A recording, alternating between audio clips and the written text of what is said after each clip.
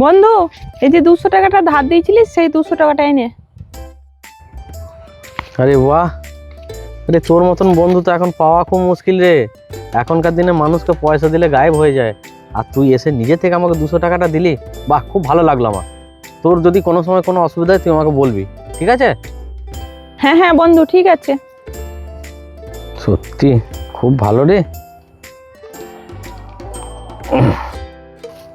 বন্ধু, একটা কথা বলছিলাম। হ্যাঁ হ্যাঁ, বল বল বল, 1 টাকা না, তুই 10টা কথা বল বল। বন্ধু, কালকে আমার কিস্তি আছে, 3000 টাকা আমাকে ধার দে না। এক্ষুনি পয়সা দিলি দিয়ে আবার এক্ষুনি ধার চাইছিস? তুই তো বললি যে তোর কিছু দরকার হলে আমাকে বলবি। আমাকে দে না, 3000 টাকা ব্যবস্থা করে দে না।